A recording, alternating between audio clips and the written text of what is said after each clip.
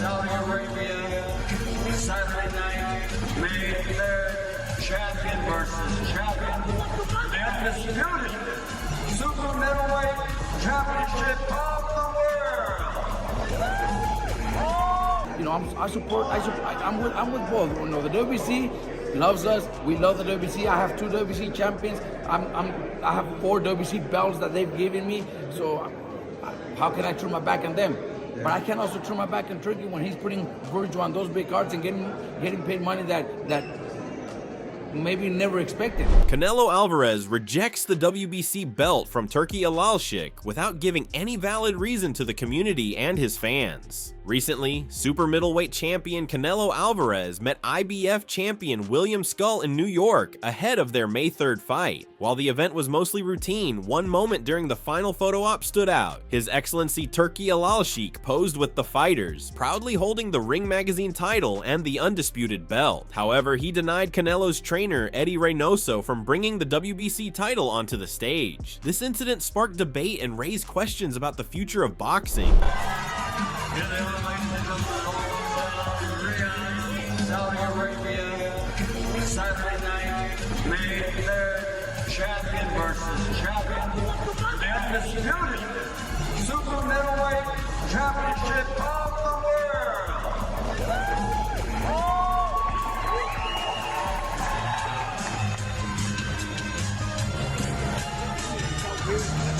However, Mikey Garcia shares his opinion on the situation and what every belt means for the boxers. At first, Garcia didn't have any idea what really happened. I didn't see that. I didn't see that. They were handing him the belt, and he didn't let Canelo get the belt, the WBC belt. And I didn't see it. I don't know what to make of it.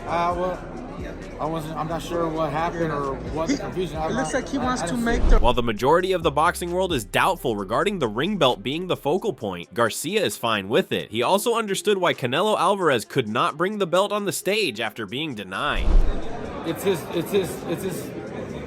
belt now, right? He owns the magazine or something. So he's gonna push, you know, for, I mean, it's obviously marketing reasons and promotional reasons. I'm not against anything like that either. I mean, if there's any #1 belt, maybe they're trying to clean up so many titles.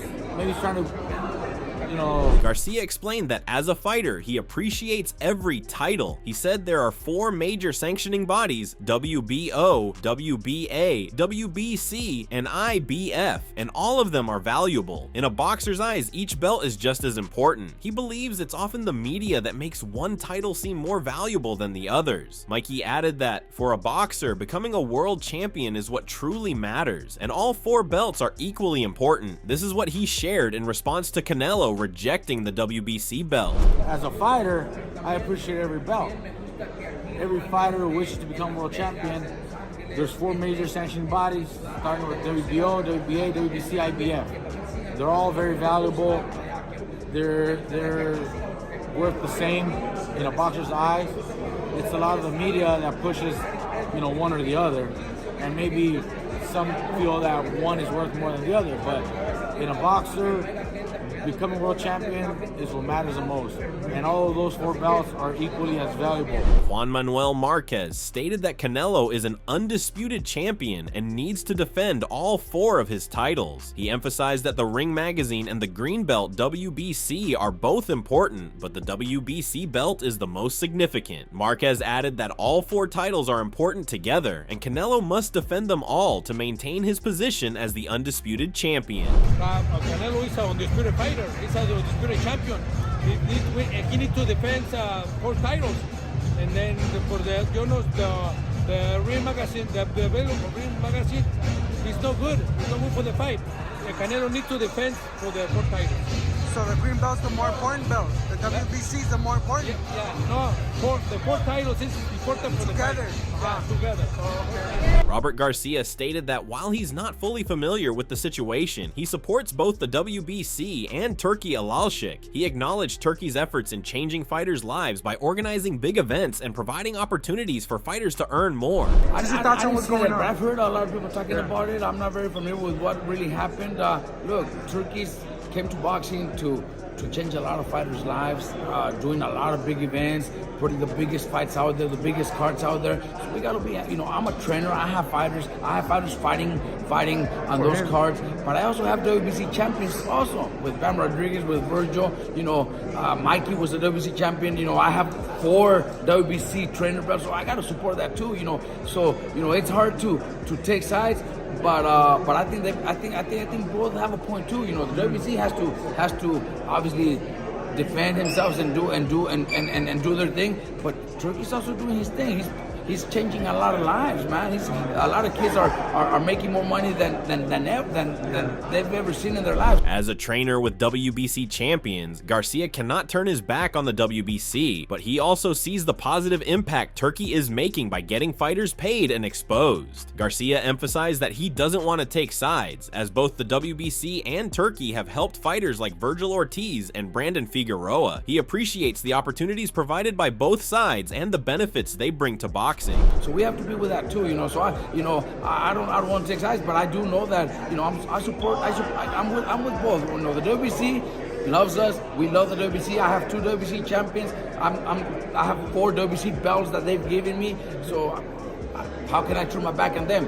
But I can also turn my back on Turki when he's putting Virgil on those big cards and getting paid money that maybe never expected. Yeah. Whether it was for marketing reasons or whatever, no one still knows the reason why Canelo Alvarez rejected the belt on the stage. However, Canelo is still focused on his fight with William Skull. Meanwhile, everyone in the boxing community is waiting for the clash between Terence Crawford and Canelo. Larry Wade expressed high regard for Terence Crawford, highlighting his impressive skill set and undeniable toughness. He emphasized Crawford's ability to seamlessly switch between southpaw and orthodox stances, making him a challenging opponent. While acknowledging Canelo's vast experience, Wade pointed out that if people underestimate Crawford's strength in the division, they are making a huge mistake. He believes that Crawford's heart and IQ could give Canelo a long and difficult night in the ring. You know what? Listen, that is a great fight. I really like both fighters. I'm a big fan of Terence as well. I've had fighters in the ring with Terence. And one thing about him, the boy got dog in him. I don't know if y'all know Terence. The boy got dog and his skill set is crazy. If they get that Terence that I know, Canelo gonna have a long night. A long night. I think that Canelo is experienced, comes in with a lot of experience and not a lot of power. But you got a guy who's not afraid to exchange with you and has the knowledge and IQ to be able to not only go after you from a southpaw standpoint, but also from an orthodox standpoint. That's something he's got to deal with. But if they make the mistake of thinking Terence is not going to be strong enough for that division, they're making a huge mistake.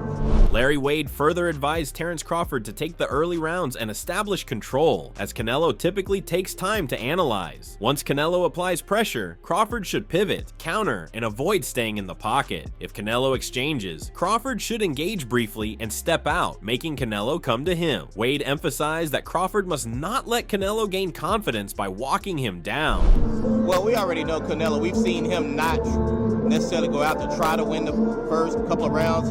He'll fill it out, compute, get the information he needs. What Terence needs to do is go out, get those early rounds, get comfortable in there, and then when Canelo starts to bring the heat, don't back down from him. Be smart. Pivot, turn, get your punches off, and do the things you need to do. But that's what I think he needs to do. And if Canelo wants to exchange, you exchange with him and then get out of there. Don't stay in the pocket with him. But get your few off, get your counters off, step out, make him come back at you. But you cannot by any means walk away from him. Because if he starts to feel like he can walk you down, he's going to get confidence now. Sean Porter said that he thinks that Terence Crawford is the more versatile fighter, and he has everything to beat Canelo Alvarez. Mikey Garcia discussed the potential matchup between Terence Crawford and Canelo Alvarez, acknowledging that both fighters would be winners in terms of financial gain. He pointed out that with such a high-paying fight, it wouldn't matter much what happens in the ring, since they would both be making more money than ever before. Garcia mentioned that regardless of the outcome, the fight presents an interesting clash of styles and techniques, which adds to its intrigue for fans. They're both winners at that point. They get that done, who gives a happens, because they're making the most money they're ever gonna make. And that's basically why they're doing that fight. Yeah. Next thing you know, they're gonna do Crawford against Usyk or something. hey, why not? If they're pay $100 million, I bet you Crawford will take it. Again, these are matchups that no one loses. They're all gonna win because they're making so much money. But it still is an interesting fight. When you look at styles and techniques and whatnot, yeah, there's some interest. Garcia also addressed Crawford's move up in weight, noting that while he is one of the most skilled fighters ever, the size difference could pose a challenge. Moving up to 168 pounds, especially after just one fight at that weight, might make it difficult for Crawford to maintain his power and speed. However, Garcia suggested that if Canelo is on the decline and Crawford can box effectively, there's a possibility Crawford could win. He concluded by emphasizing that it would still be an entertaining fight to watch. Crawford, I think, is one of the best skilled fighters ever. But the size does make a difference. And it's not like he's just moving up 1 or 2 weight classes. He barely had the one fight at 154. Now he's, what is it, 168? 168. That's 2 more. That's going to be tough for him to carry power and carry the speed at that such a high weight class. But who knows? He might be able to box effective, and Canelo might be on the way down, and maybe he wins. You never know. So we'll be watching. It's entertainment. Juan Manuel Marquez suggested that for Crawford, the most important factor in the potential fight with Canelo is the financial reward. He believed that Crawford is primarily motivated by the substantial money the fight would bring, emphasizing that the financial aspect outweighs other considerations. Marquez pointed out that while there are challenges, including the size difference, Crawford's focus is on securing a significant payday from the fight. We have divisions, and then 2 divisions is too big for Crawford. Crawford says is the money for me is the most important for this fight.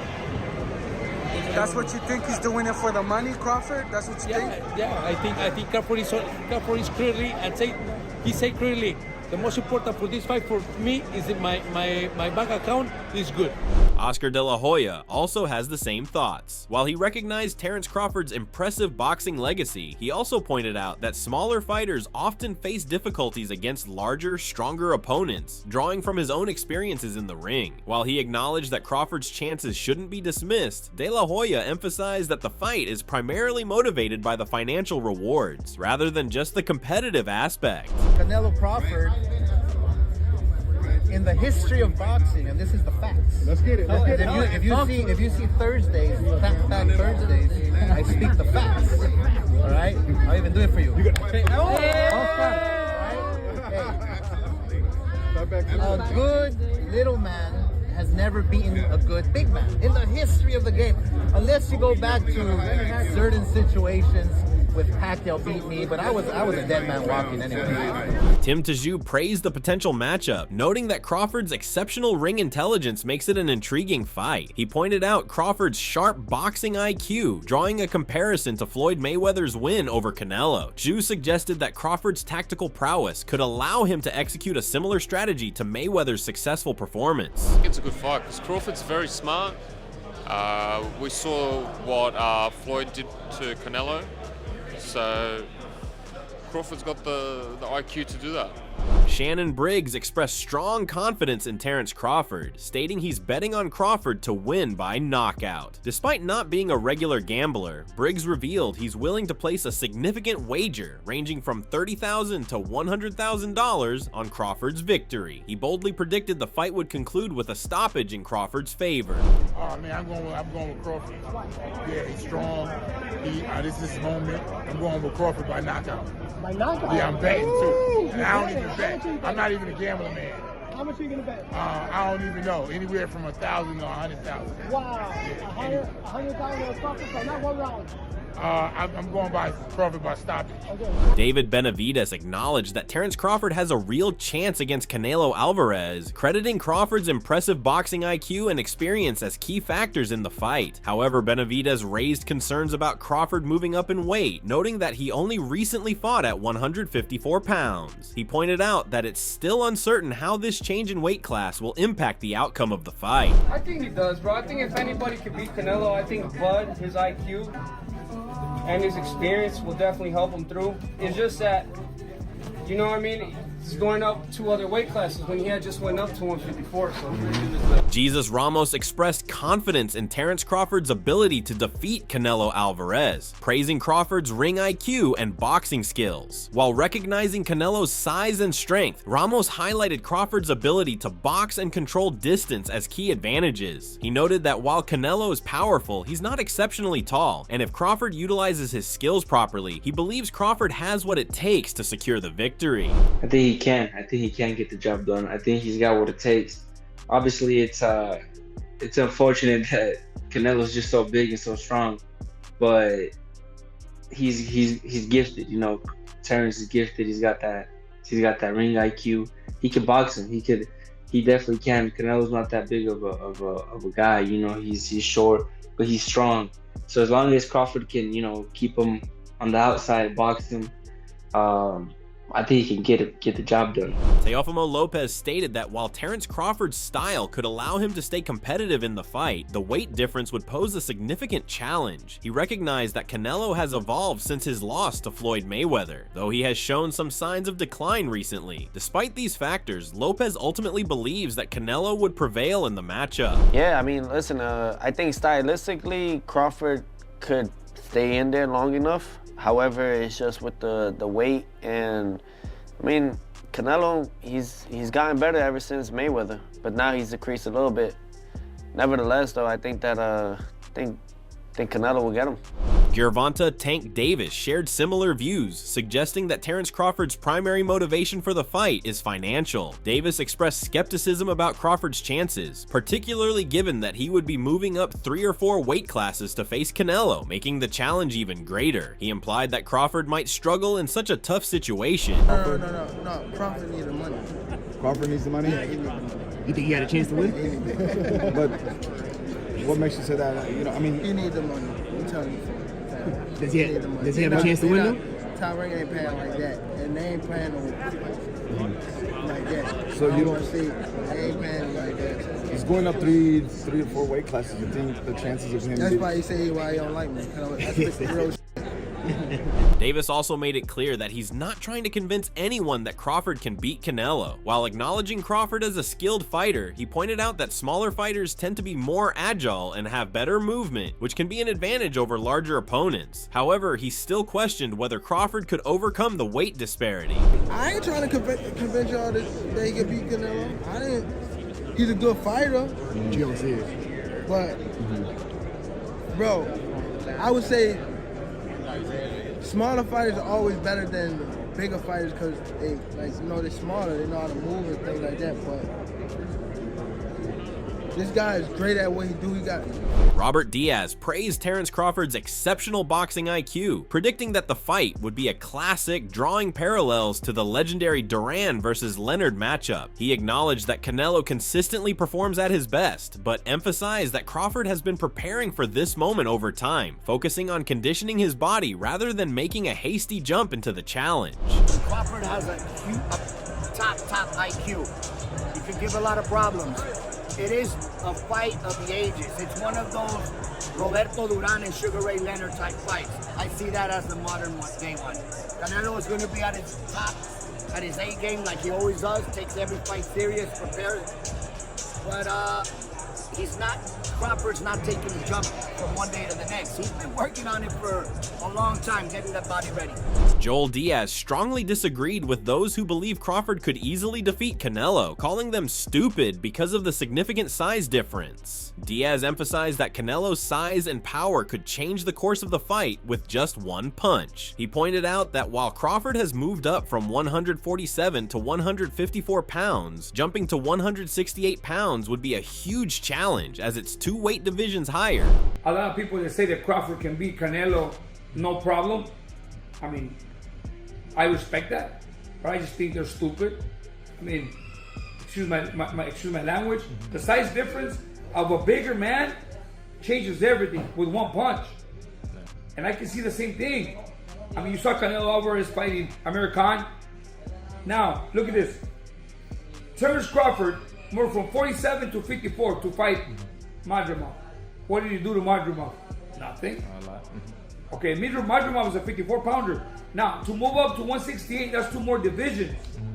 Amir Khan noted that while Crawford is a strong fighter, size alone may not be enough to defeat Canelo. He acknowledged Canelo's significant improvement in boxing skills, particularly in his wins over Bivol and Mungaya. Khan emphasized that despite claims of aging, Canelo remains a powerful and technical force, making him a tough challenge for Crawford. Size, bro, remember, like, Crawford then is a big boy as well.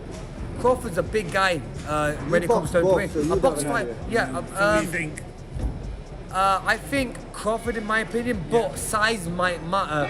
But then again, I think since when I fought Canelo's become a better boxer. He started boxing more better. You know what I mean? Technical more. Especially against the last fight against Mangui. He boxed really well as well, and he's looking really good. He's still, a lot of people might say, oh, he's getting old, this, that, another, but no, Canelo's still a beast. Adonis Wilkins expressed concerns about Terence Crawford moving up to 168 pounds, suggesting it could be a disadvantage. While acknowledging Crawford's skill, Wilkins noted that the extra weight might slow him down, especially after already moving up to 154 pounds. He believed Crawford's power would not match Canelo's, whose strength would dominate the fight. Wilkins felt that if Crawford struggles with the weight, Canelo would gain the advantage. Man, if the paperwork gets signed up and finished, as long if Crawford can get him to come down some weight, no, it's gonna be at 68. That's a bad look for Crawford. I love Crawford, dog. I think he's real talented, but we see him at 154 going up in weight class, and he kind of struggled. He didn't struggle, but that weight was definitely a difference. To go up another 2 weight classes after that, we're gonna see a lot slower Terence Crawford. Yeah, his boxing ability is there, but Crawford don't hit like Canelo. Canelo's coming down for that fight. It's gonna be rough. So I'm going to give it to Canelo.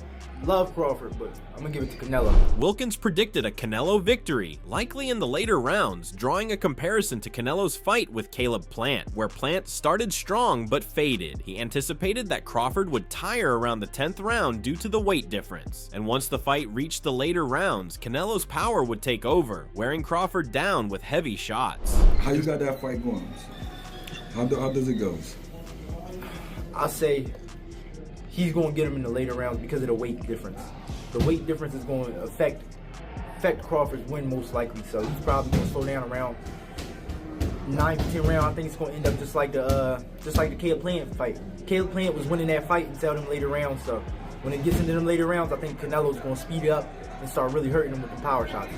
Brett Edwards expressed confidence in Terence Crawford, predicting that he would emerge victorious against Canelo Alvarez. He believed Crawford would win by decision, highlighting his skills and strategic approach, even in the face of the challenges posed by Canelo's size and power. I think Crawford gonna win. I do. Okay. I'm picking Crawford to win a decision. So what are your thoughts on this? Share your thoughts in the comments section and make sure to subscribe and like if you enjoyed the video.